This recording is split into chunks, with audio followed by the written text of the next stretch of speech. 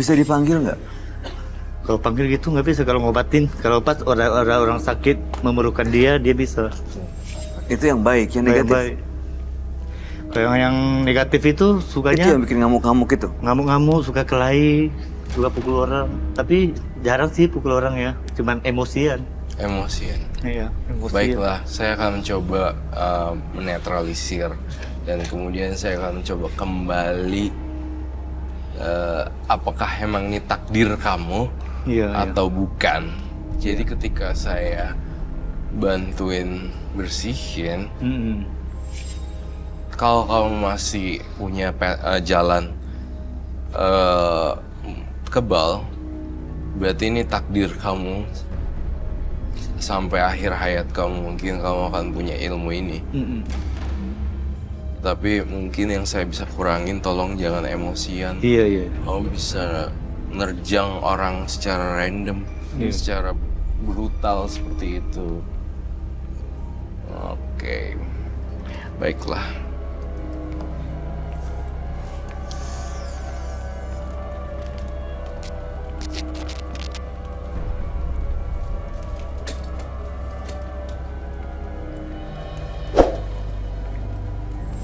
Mas Lutfi hilangin dendamnya. Iya.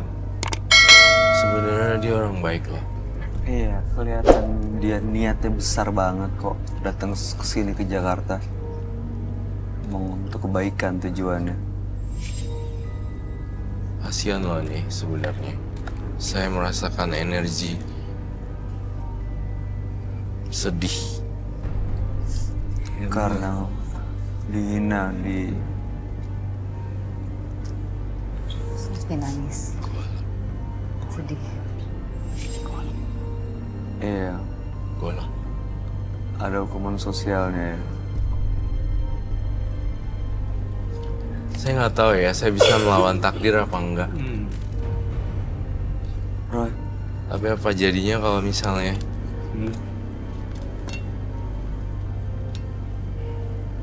saya nggak, balik lagi, kita nggak pernah tahu apa yang terjadi dan saya cuma jembatan saja. Saya bukan siapa-siapa. Saya nggak tahu ini akan melawan takdir kamu apa tidak. Kalau ini masih terjadi ilmu kebalnya, berarti ini sudah dinetralisir loh, Roy. Terus kamu mau coba dia buktikan lagi?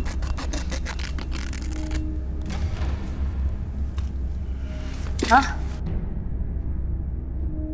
kalau saya nggak bisa ngelawan takdir, berarti kamu harus hidup sampai seumur hidup dengan ilmu kebal yang seperti itu. Tapi kalau saya berhasil, berarti itu akan berdarah. No.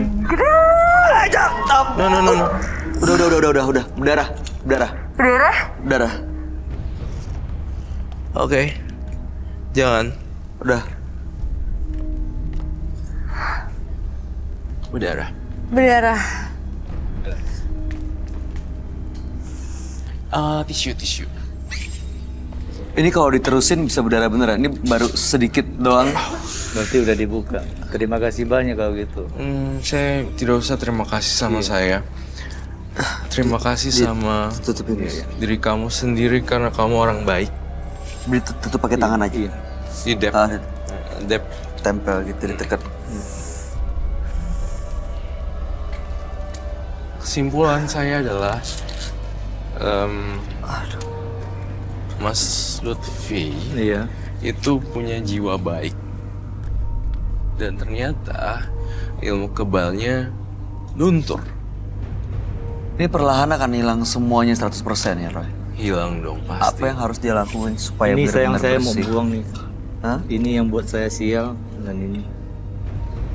Itu kan sebenarnya kebalnya ya. Iya, Dengan ini yang ritualnya ya. paling ganas ini. Mas Lutfi Tidak bisa dibakar yang ini. nggak bisa dibakar. Kalau dibakar dia jadi kayak kalau saya bakar ini dia akan masuk ke tempat yang lain. Jadi harus dia Tetap nggak ada bisa di situ, diapa-apain. tapi disimpan. Iya, disimpan, disita. Di situ. Tidak ada yang boleh gunain. Iya. Berarti sudah ini ya apa namanya? Kan kita udah berbagai macam coba ya. Iya. Ternyata pas copot nggak ngaruh tuh cincinnya, dia masih kebal.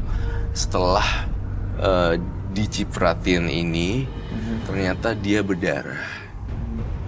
Setelah netralisir sekarang air luntur pelan-pelan. Mudah-mudahan sih ini juga bisa melunturkan emosinya Mas Lutfi ya. emosi Tadinya yang meledak-ledak. Sosok-sosok yang di belakangnya Roy, gimana caranya supaya nggak mengendalikan Lutfi lagi ke depannya? Sebenarnya sosok-sosok yang lain lebih serem-serem sih, lebih brutal.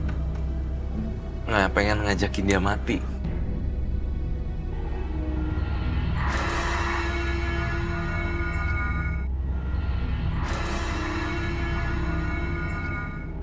Sebenarnya sosok-sosok yang lain lebih serem-serem sih, lebih brutal. Nggak pengen ngajakin dia mati.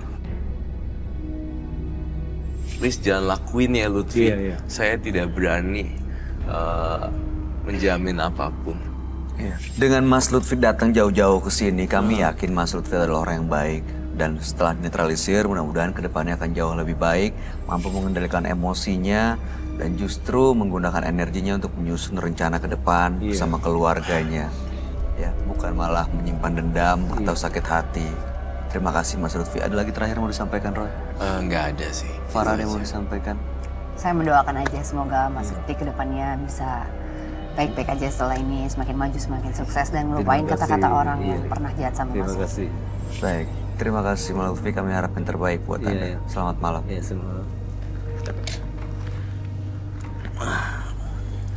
Janganlah hidup seperti duri yang tajam, yang justru akan menyakiti orang lain. Berikutnya akan hadir seorang perempuan yang mengaku memiliki banyak jimat. Malam hari ini kami akan panggil dia dengan nama samaran. Kami persilakan Neva.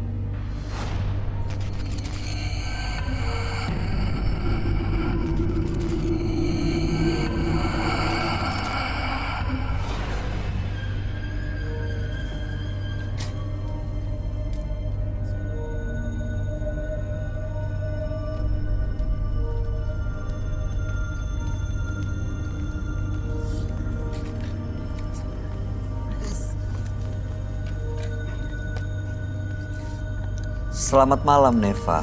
Malam. Apa yang mau Mbak Neva ceritakan? Saya akan menceritakan kisah hidup saya. Saya seorang mahasiswa. Pekerjaan saya sebagai seorang pedagang, dan saya juga punya pekerjaan sampingan. Yaitu?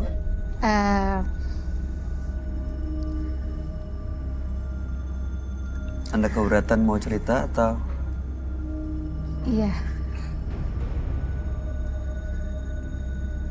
Oke, boleh kami tahu kenapa keberatan untuk cerita? Mohon maaf, saya tidak bisa memberitahukan pekerjaan sampingan saya.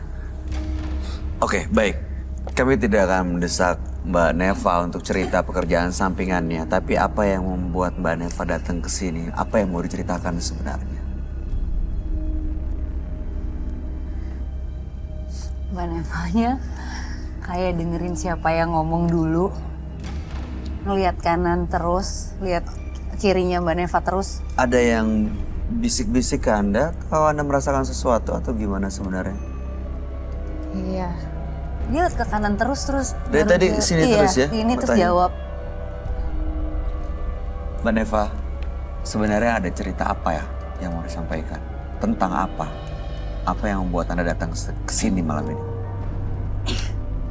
Iya, saya juga mendalami ilmu hitam untuk menarik pelanggan. Anda usaha berdagang, Ya, bisnis makanan, ya betul. bisnis makanan. Jadi ilmu hitam untuk mendatangkan pelanggan di usaha dagang makanannya. Betul sekali, Mas. Semacam pengasihan, sugihan, Ya, penglaris. bisa dibilang begitu, Mas. Untuk Oke. menarik perhatian orang. untuk menarik perhatian orang. Iya. Bentuknya itu kayak jin atau sesuatu yang dicampur di makanan atau Jimat. jimat Ya. Jimat. yang ditaruh di tempat lokasi usahanya Mbak Neva. Jimatnya itu Di badan. Selalu dibawa. ada yang dibawa, ada juga yang disimpan di rumah, Mas. Oke, Mbak Neva, kami harap Mbak Neva bisa tenang dulu ya, bisa fokus dulu. Karena dari tadi juga benar kata Farah, matanya langsung ngeliat kiri sebelum menjawab, setiap mau menjawab seperti ragu-ragu ada yang menahan. Oke, Mbak Neva, lalu apa tujuannya datang malam hari ini ke Menembus Mata Batin?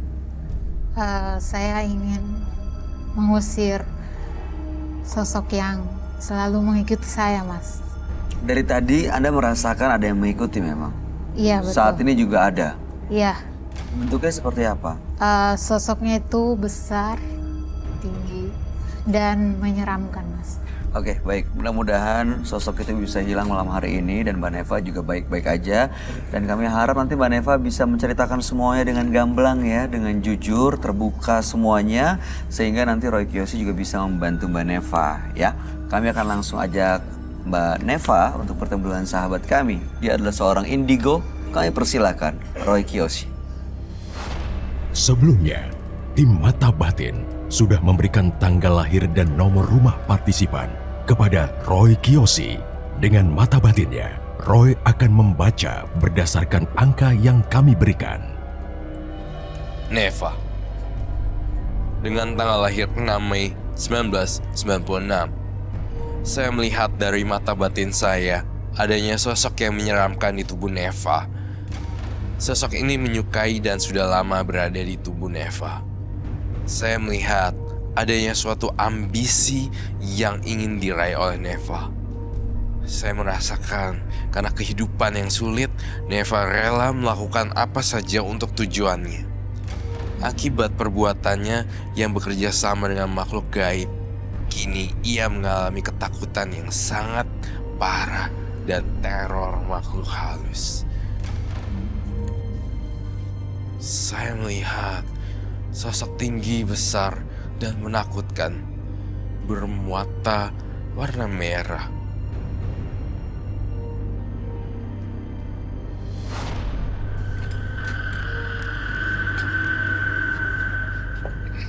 Selamat malam. Selamat malam, Roy. Silakan duduk semua. Terima kasih.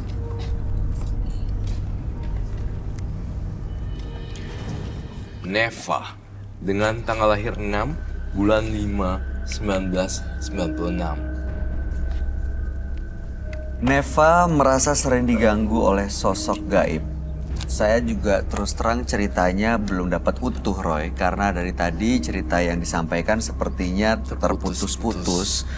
Neva seperti ketakutan, ada yang datang di sisi ke kirinya, tapi saya nggak tahu. Jadi yang saya tangkap adalah Neva merasa terganggu dengan hadirnya sosok gaib dan ingin menghilangkan sosok itu malam ini. Oke. Kamu ngeliatnya gimana, Roy? Iya, saya ngeliat juga dalam gesturnya, dalam mata batin saya ngeliat ada ketegangan di Neva. Saya rasa jangan begitu tegang kali ya, karena kan kita tidak menjudge juga. Iya. Dari tangannya, gumpelan tangannya juga mempunyai energi yang saya lihat di sini. Ketakutan yang luar biasa. Betul. Saya harus lebih dekat lagi dan ya. Tadi Neva bilang menggunakan penglaris juga gitu ya? Menggunakan penglaris ya? Iya. Oke. Saya lihat Neva ada yang janggal di sini. Mbak Neva gunain penglaris untuk pemandu lagu di klub. Apakah itu benar? Iya, Kak Roy. Itu usaha sampingan yang tadi nggak Tadi bisa diceritain. usaha sampingannya katanya dagang makanan. Dia ada jiwa ketakutannya. Tapi kita nggak menjudge Mbak Neva kok. Saya hanya membaca dalam pikiran saya kalau kamu pemandu lagu dalam satu klub dan menemani tamu. Bener begitu ya Mbak Neva? Benar. Menemani tamu mandi lagu deh. Tapi di balik kepolosan dan ketegangannya, saya ngelihat ritual yang mencekam di diri Neva. Ada ritual?